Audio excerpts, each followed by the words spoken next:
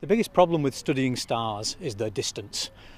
They're just so far away, we haven't got a chance of going close up to have a look at one.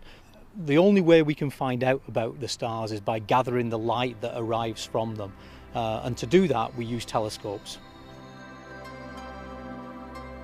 Light is crucial to our understanding of the cosmos. At first glance, all the stars may appear the same, but take a closer look at the constellation Orion. The top left star in Orion is called Betelgeuse. The bottom right star in Orion is called Rigel. If you look carefully at those stars, you'll see that Betelgeuse is really quite red, whereas Rigel is really quite blue. Now actually, that difference is because they're different temperatures. So the colour of a star can actually tell us its temperature. Somewhat counterintuitively, red stars are comparatively cool, while blue stars are hotter. Just looking at the visible light from the stars gives us a huge amount of information, but it's not all that there is, and in fact there's more that we can find out. Visible light is just one part of the electromagnetic spectrum, but there is a huge amount of light out beyond the red and the blue that we just can't see, such as X-rays, infrared and radio waves, and with telescopes we can open the window on this invisible universe. Telescopes like Jodrell Banks' giant 76-metre Lovell radio telescope and ESA's Herschel Space Telescope, which can see the sky in infrared.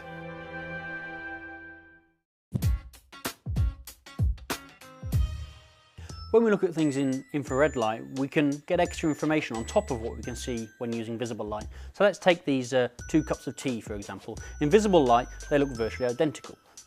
Be hard pressed to tell them apart. When we look at them in infrared light, such as with this special camera, we can see that they look very different. So the one on the left appears red, and the one on the right appears blue. And that tells us that the one on the left is warmer than the one on the right, which is quite useful if you actually want to go and drink a cup of tea. Using infrared and radio telescopes also has other advantages. If we had eyes that were sensitive to radio waves, if we had little radio dishes for eyes, and we looked up now, we'd actually be able to see through the clouds. We can do radio astronomy during the day as well as at night. We would be able to see right through the clouds now, straight out into space. Telescopes like Herschel can also allow us to overcome one of the biggest problems astronomers face: dust. Dust is the bane of an astronomer's life. It's not the same as dust in a house. Dust in a house is basically a lot of it's dead skin and so on. But dust in astronomy is tiny grains of carbon and silicon. So it's a little bit like sand in that kind of sense. If you look up at the night sky on a clear night, you may well see the Milky Way stretching across the skies. But all along its length you'll see there are dark lanes, and these are dust lanes, and it's dust that's blocking our view of the stars that lie behind.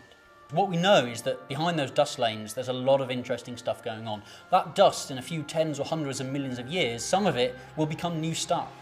Those stars that are currently in the process of forming are currently shrouded by this dust, and we simply can't see through using visible light.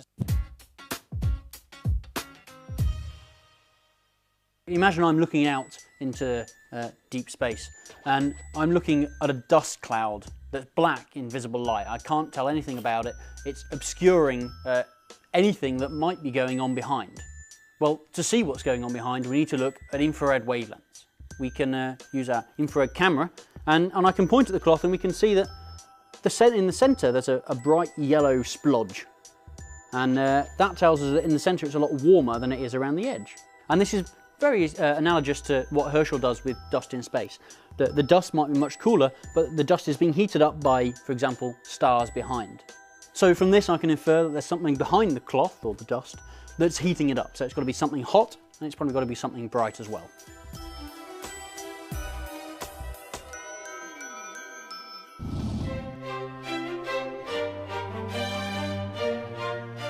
Using infrared light, Herschel will reveal some of the secrets about how stars form inside these giant clouds of dust and gas. Each of these views of the universe gives us a different piece of a jigsaw, and when we put those pieces together we get a complete picture of the object that we're studying.